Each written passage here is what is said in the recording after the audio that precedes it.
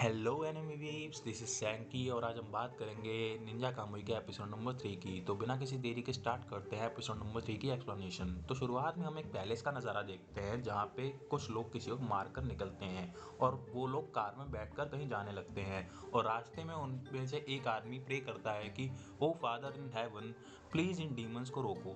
तभी उनके ऊपर एक आदमी हमला करता है और वो लोग इधर उधर देखने लगते हैं। तभी 3 हाथ पीछे से आते हैं और उन लोगों के फेस को क्रश कर देते हैं और उन लोगों की गाड़ी क्रैश हो जाती है और वहीं जलने लग जाती है। तभी हम देखते हैं कि एक निंजा जो कि एडवांस व्हीलचेयर पर बैठा है और वो जो लोगों की फोटो अपने मोबाइल में देखने लगता है। सीन चेंज होता है और हम एक मीटिंग का एरिया देखते हैं जिसकी वॉल्स पर जैपनीज आर्टवर्क है और वही सेम निंजा मीटिंग रूम में स्टेक खा रहा है। तभी हम मास्टर यमाजी को देखते हैं और वो उस आदमी के सामने आकर बैठ जाते हैं और आदमी बोलता है कि लास्ट जॉब बहुत ही बोरिंग थी और उसे कोई भी मज़ा नहीं आया लास्ट जॉब करने में। और मास्टर यमाजी से बोलता है कि अगली बार दूसरों को बोल देना ऐसी जॉब्स को हैंडल करें। मास्टर यमाजी बोलते हैं कि एक स्वॉर्ड सिर्फ वेपन है जिसकी अपनी कोई विल नहीं होती।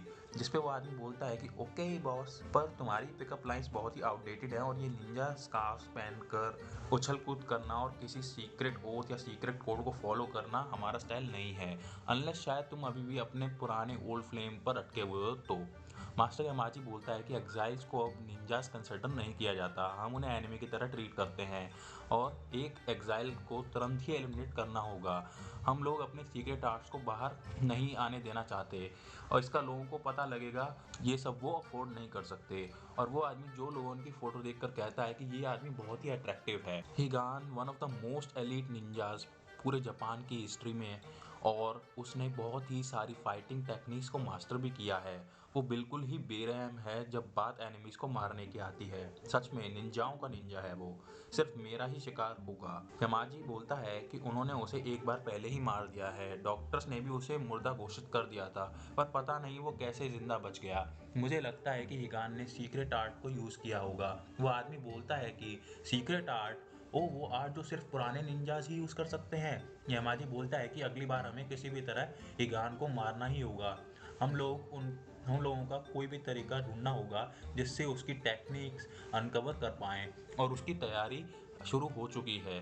दूसरा आदमी बोलता है कि एक दूसरा फास्टर तरीका है, वो मेरे पाँव में गिरकर भीख मांगेगा और मैं उसे कोई दया नहीं दिखाऊंगा। वो बोलता है कि मैं भूल ही गया, what about the other guy the reaper. Scene change होता है, हम रीपर को देखते हैं जिसने 2 निंजास को मार दिया है और एक निंजा बोलता है कि अपनी स्वॉर्ड को बिना किसी प्राइड के चलाना वायलेंस है। मैंने ये तुम्हें बहुत पहले ही सिखाया था जाय, तुमने कितने एग्जाइल्स या फिर तुम्हारे पुराने साथियों को तुमने मार दिया है। ये पूरी ऑर्गेनाइजेशन अब करप्ट हो चुकी है और ओनली रीज़न ये है कि तुमने एग्जाइल्स को मारा क्योंकि तुम उनसे डरते हो। हम लोग जो बचे हैं अपनी प्राइड को मेंटेन रखते हैं। ये फैक्ट भी देख लो कि तुम हिगान को नहीं मार सके और हिगान ने ये प्रूव कर दिया है कि हम लोग जो अपनी फेथ को बनाए रखते हैं वो कभी भी तुम जैसे लोगों से नहीं हारेंगे। जैसे ये बात दूसरे एग्जाइल्ड निंजा सुनेंगे वो भी तुम्हारे खिलाफ खड़े हो जाएंगे जैसे मैं हुआ हूँ। मैं तुम्हें क्लियर कर देता हूँ कि जिसने तुम्हें ये ब्लेड चलाना सिखाया, तुम जो हासिल करना चाहते हो वो तुम कभी हासिल नहीं कर पाओगे। और वो निंजा रीपर पर अटैक करता है और फिर बोलता है कि विंड ऑफ ब्लेड के खिलाफ डिफेंड करना इम्पॉसिबल है, ये मेरी सीक्रेट आर्ट है, फ्लाइंग स्वेलो। रीपर स्मोक से बाहर आता है जिसके हाथ में उसका ब्लेड नहीं होता। निंजा नोटिस करता है कि रीपर का ब्लेड उसकी चेस्ट पर लग गया है और निंजा वहीं गिर जाता है और बोलता है कि अब मैं नरक जा रहा हूँ और मैं तुम्हारा वहाँ वेट करूँगा। सीन चेंज होता है और हम यमाजी और दूसरे निंजा को देखते हैं। निंजा बोलता है कि रीपर हिगान को मारने के लिए तड़प रहा होगा। यमाजी बोलता है कि उसने रीपर को साफ मना कर रखा है कि वो हिगान से किसी भी तरह के बैटल में ना जाए। सीन चेंज होता है और चाइनीज रेस्टोरेंट वाला केस गैंग वार बताकर बंद कर दिया गया है और इस पर माइक बहुत ही गुस्सा है। तभी माइक को उसका पुराना साथी ऑफिसर बुलाता है और दोनों एक लेक के पास बैठकर बात करते हैं और साथी ऑफिसर बोलता है कि वो माइक की कोई हेल्प नहीं कर पाएगा अगर वो दूसरे मामलों में अपनी नाक घुसाता है और फिर उन्हें दूसरा आदमी भी चाहिए जिससे माइक मिलने गया था। थोड़ा ध्यान दो, तुम अपनी रिटायरमेंट क्यों बर्बाद कर रहे हो, जबकि तुम पूरे टाइम फिशिंग और विस्की का मज़ा ले सकते हो। और माइक बोलता है कि वो आजकल विस्की से ज़्यादा जैपनीज साके पसंद करने लगा है। साथ ही बोलता है कि वो उसे एक अच्छी फिशिंग रॉड और साके भेज देगा। और माइक कहता है कि थैंक यू, पर लेट मी गेस, वो फिशिंग रॉड ओजा कंपनी की है। और साथी ऑफिसर उठकर चल देता है और बोलता है कि अब सीधे अपने रिटायरमेंट के दिन आना। ये मेरी एडवाइस है एक पुराने साथी की हैसियत से। सीन चेंज होता है, हम जो को एक टूटी हुई बिल्डिंग के रिमेन्स में स्फोट बनाते हुए देखते हैं। तभी उसे अपनी बीवी और बच्चे की याद आती है और उनकी मौत का नज़ारा याद करते ही जो को उल्टी आ जाती है। जो बिल्डिंग के बाहर जाता है और माइक मॉरिस जो के लिए फूड सप्लाईज लेकर आता है। और माइक बोलता है कि उसने बोला है कि वो डैमेजेस पे कर देगा, पर उसे नहीं लगा था कि वो पूरा रेस्टोरेंट ही डैमेज हो जाएगा। और उसे रेस्टोरेंट ओनर के ऊपर लगे गलत चार्जेस का दुख है। माइक कार से एक डक निकालता है और पूछता है कि पैकिंग डक खाना चाहोगे। माइक बताता है कि जिन वेपन से उन पर हमला हुआ था वो स्पेशल अलॉय के बने हैं और उस अलॉय का पेटेंट ओजा ऑर्गेनाइजेशन के पास है। और ये ऑब्वियस है कि ओजा और निंजास के बीच में कनेक्शन है जिन्होंने उन पर हमला किया। माइक बोलता है कि मैं कोशिश करूंगा कि हमें और क्लूज मिल सकें। ओजा एक डेंजरस ऑर्गेनाइजेशन है, एफबीआई को अपनी पॉकेट में रखती है और अब वो चाहते हैं कि मैं पीछे हट जाऊं।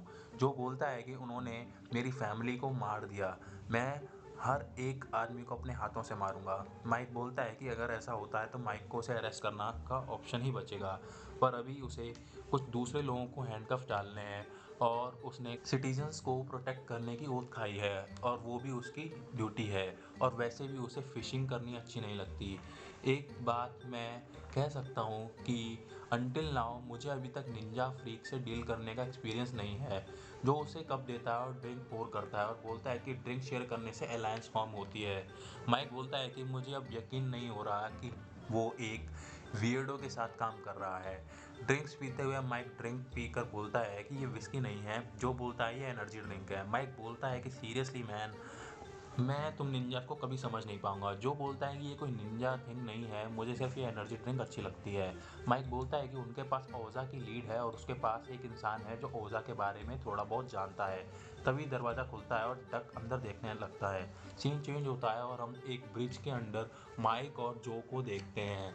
माइक एमा से बोलता है कि तुम्हें ध्यान नहीं, मैंने तुम्हें सिखाया है कि कभी भी मीटिंग के लिए लेट नहीं होना चाहिए। एमा बोलती है कि उसने वर्क से निकलने के लिए एक्सक्यूज बनाना पड़ा और फिर ये कार भी उसे लानी पड़ी, वो उसे सीधे घर से चला कर लेकर आ रही है। माइक बोलता है कि ये कबाड़, इसका इससे क्या रिलेशन है। एमा गुस्सा होकर बोलती है कि माइक की गाड़ी कबाड़ है। माइक बोलता है कि ये एक अच्छी कार है, मैं यहाँ टाइम पर पहुँच गया ना। तभी जो बोलता है कि एमा की कार एक अर्ली मॉडल है, एक हिस्टोरिक इकोनॉमी कार का, और उसे 20th सेंचुरी के बेस्ट डिजाइनर्स ने बनाया है। एमा बोलती है कि तुम जानते हो इसके बारे में। जो बताता है कि इसमें एयर कूल्ड 4 सिलेंडर इंजन जो कि 1500 सीसी का है वो इस गाड़ी के पीछे लगा है। ये गाड़ी रियर व्हील ड्राइव और एक बहुत ही अच्छी कार है।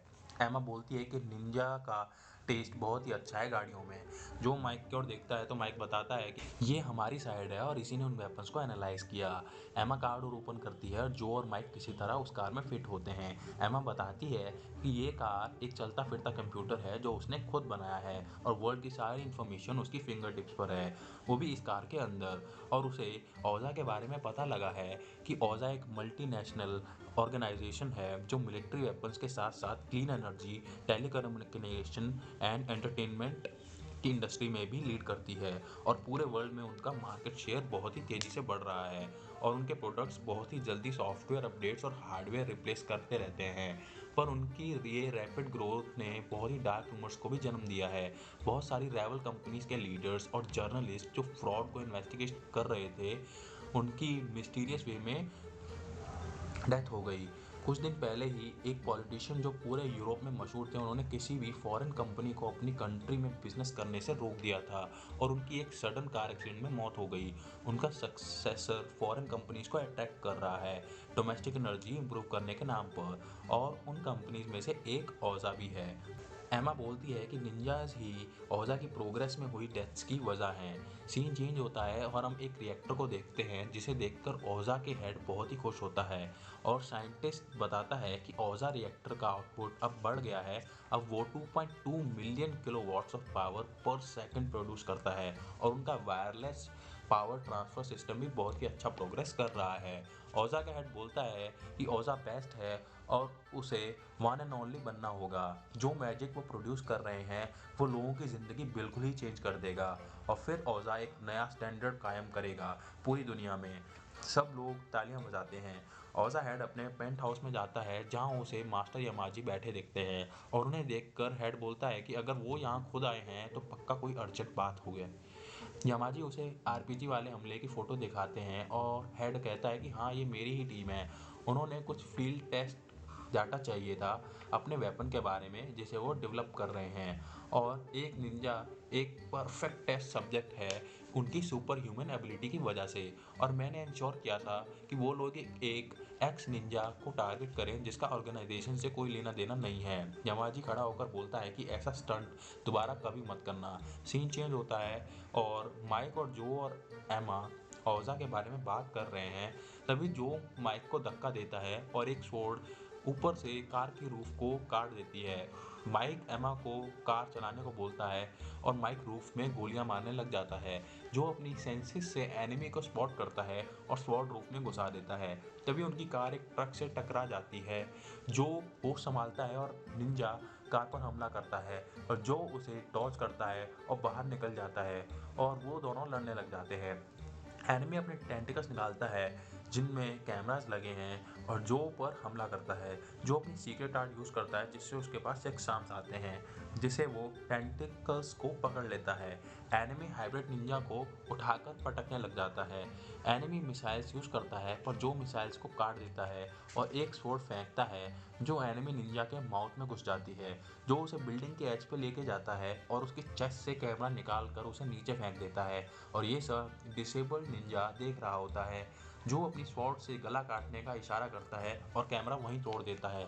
सीन चेंज होता है और माइक और एमा को एम्बुलेंस में लेकर जाया जा रहा है और जो अपनी बाइक पर बैठकर ये दूर से देख रहा है। तभी उसे एक कॉल आता है और जो कॉल उठाता है तो दूसरा इंसान बोलता है हीगान और जो एकदम शॉक हो जाता है।